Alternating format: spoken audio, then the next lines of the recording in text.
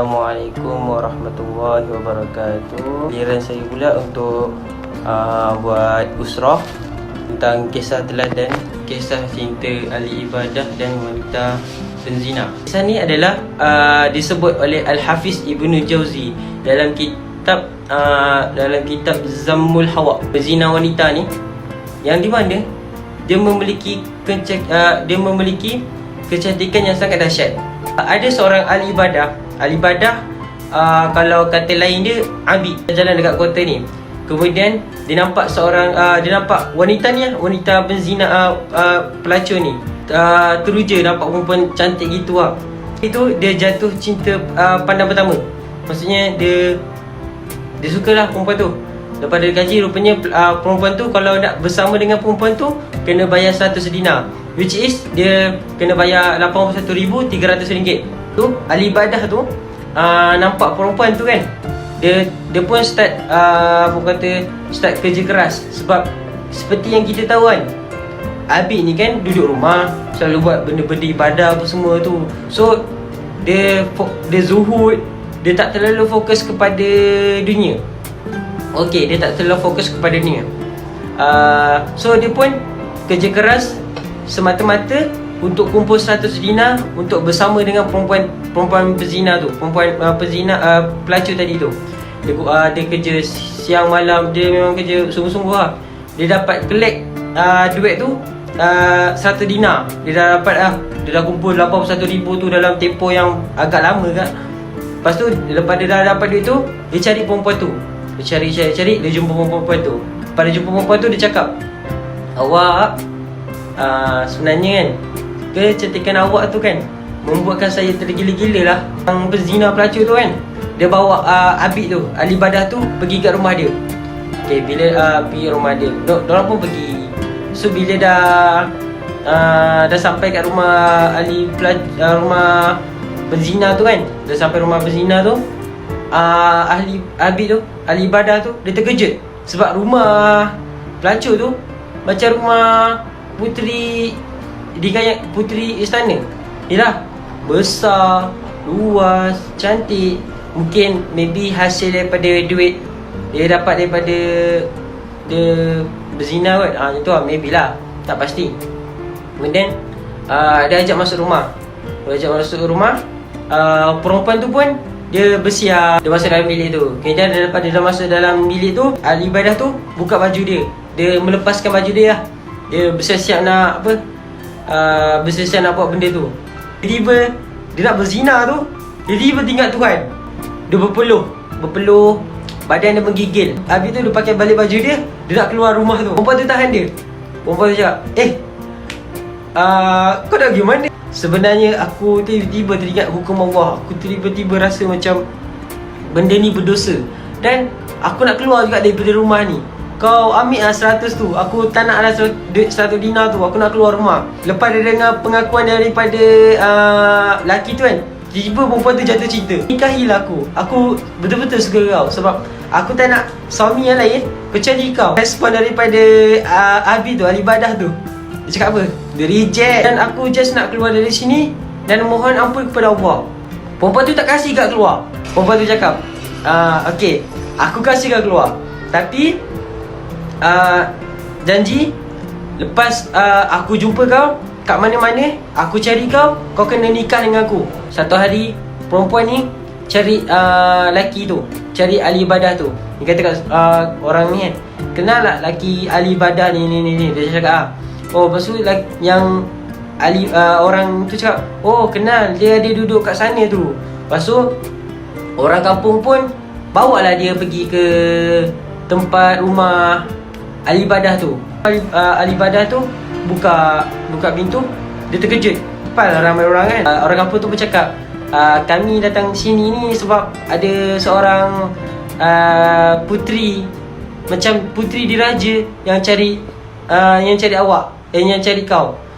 Puteri diraja. Lepas tu pun perempuan tu pun datang.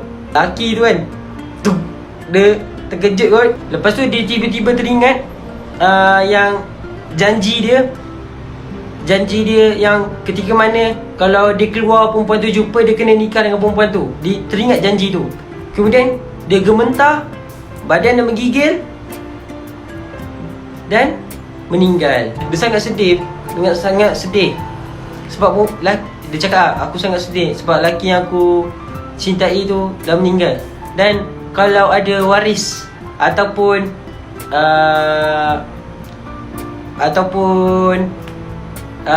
kalau ada waris ataupun adik-beradik dia yang masih hidup, boleh tak aku nak berjumpa dengan dia? Sebab aku nak kahwin dengan adik dia ke, abang dia ke.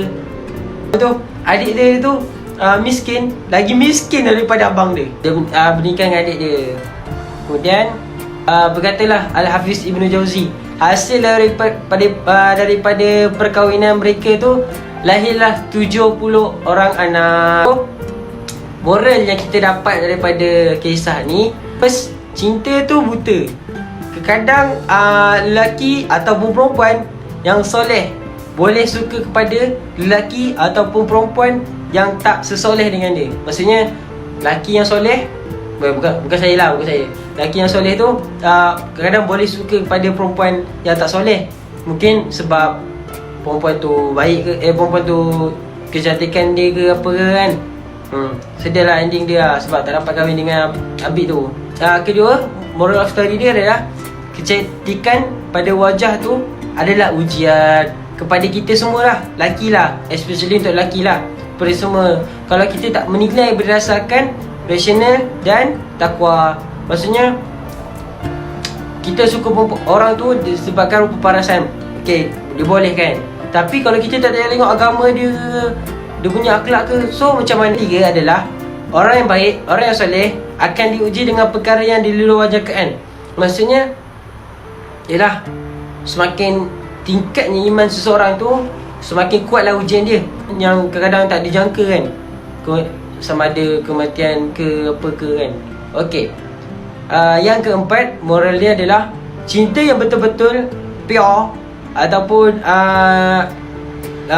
long lasting apabila kita selitkan agama ikhlas. Maksudnya kalau kita suka orang tu betul-betul, kalau kita cinta orang tu betul-betul, kita kena cinta dengan kita kena selitkan dengan agama dan ikhlas. Kita kena suka tu sebab ikhlas lah.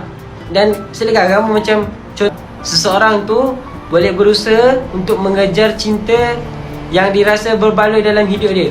Maksudnya agak-agak kita rasa kita suka orang tu kan, sama ada perempuan atau lelaki kan, kita boleh kejar tu, kita boleh kejar cinta orang tu. Tapi kita agak-agak kita berbaloi kalau kita suka orang tu. Agak-agak macam Tuhan redha berbaloi untuk kita ke tak berbaloi. Last sekali adalah jangan kita judge orang even kita tahu zahir dia buruk, tapi kita tak tahu pengakhiran dia. Soalan seterusnya, macam mana nak istiqamah dalam solat? Kita kena paksa diri kita. Sebab kalau kita paksa ni, dia akan menghadirkan rasa ikhlas dalam diri kita ni. Sebab dulu Ustaz Syamil dia kata, kalau sunat ni kita kena paksa. Bila kita paksa diri ni untuk solat ni, lama-lama kita akan jadi ikhlas untuk solat. Okey. Kemudian yang kedua, kita kena faham maksud setiap ayat yang kita baca tu. Kita kena faham macam Bismillahirrahmanirrahim, dengan kita kena faham makna-makna solat tu, mana-mana bacaan yang kita baca tu. So bila kita dah faham apa semua yang baca-baca tu, dia akan melahirkan rasa kemanisan dalam ibadah. Tutup majlis ni dengan tasbih kafarah dan surah Al-As. Subhanakallahumma wa bihamdika asyhadu an la ilaha illa anta astaghfiruka wa atubu ilaik. Bismillahirrahmanirrahim. Wal asr innal insana lafi khusr illa alladhina amanu wa amilus solihat wa tawassaw bil haqq wa tawassaw bis sabr. Terima kasih. Thank you. Syukran. Jazakallah khairan katsira.